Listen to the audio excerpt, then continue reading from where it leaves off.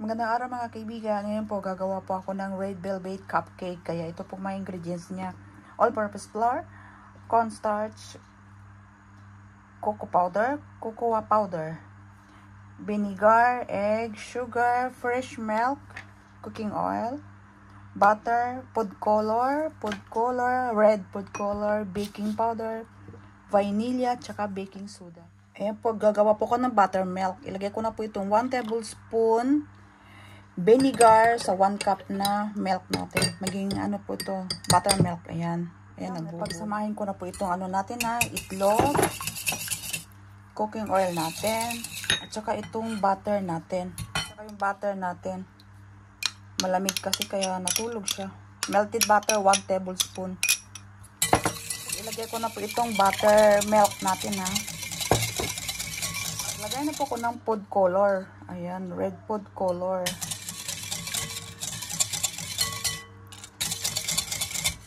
Ayan siya. Ayan natin. 1 teaspoon.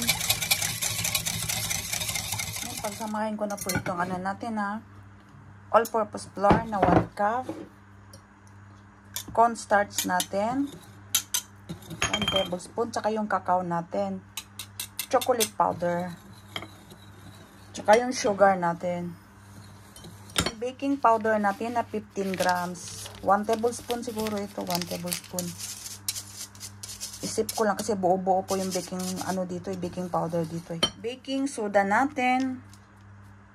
Ayan, 1/2 teaspoon lang po tayo. At saka salt po tayo na 1/2 teaspoon din. Ayan, salt natin. Pagsamahin ko na po itong dry natin dito sa wet natin. Ayan.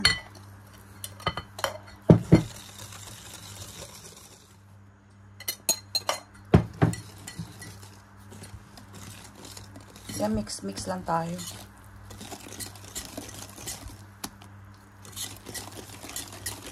Ayan guys, dito ko po siya ilagay sa cup sa ano na ito. Ganyan ko lang.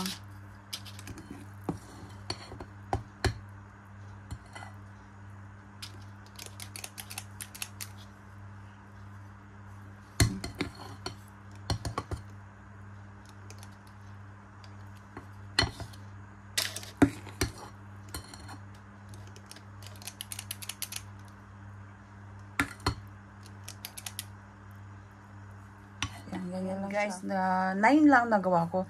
Ngayon, i-oven ko po ito ng 20 minutes. 150 or 160 up and down. Luto na po siya, Ayan, lutong-luto na po.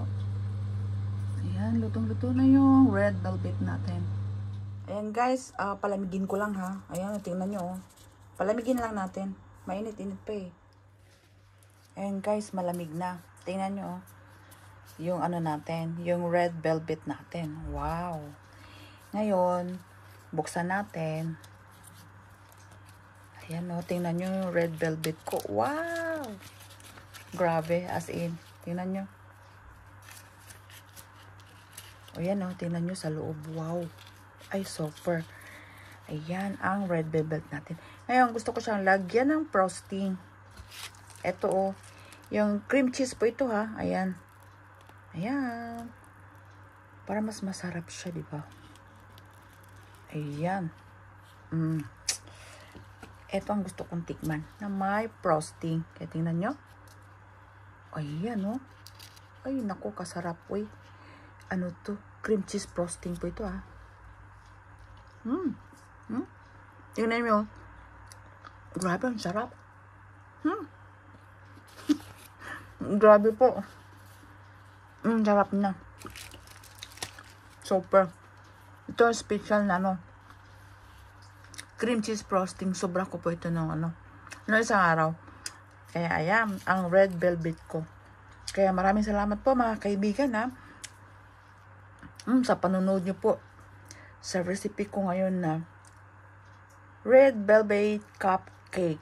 Kaya, pero malalaki siyang cupcake ha. Ano na nga po ito muffins. Kaya maraming salamat po mga kaibigan.